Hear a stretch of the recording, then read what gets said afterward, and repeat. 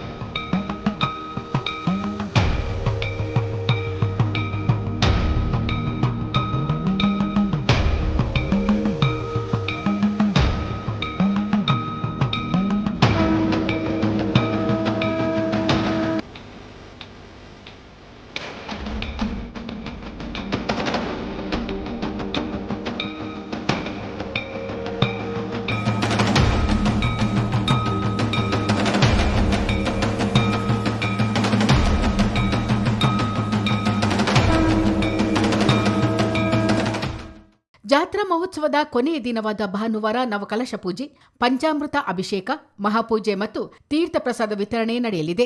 ಉತ್ಸವದಲ್ಲಿ ದೇವಾಲಯ ಸಮಿತಿ ಅಧ್ಯಕ್ಷ ಕಟ್ಟೆಮನೆ ಜನಾರ್ದನ್, ಸದಸ್ಯರಾದ ನಂದೇಟೀರ ಗಣಪತಿ, ಪೆರಿಯಪ್ಪಮನ ಮಹೇಶ್, ಮರಾಠಿ ದೇವಪ್ಪ, ಅರ್ಚಕರಾದ ವೇಣುಗೋಪಾಲ್ ಮತ್ತಿತರರು ಪಾಲ್ಗೊಂಡಿದ್ದರು.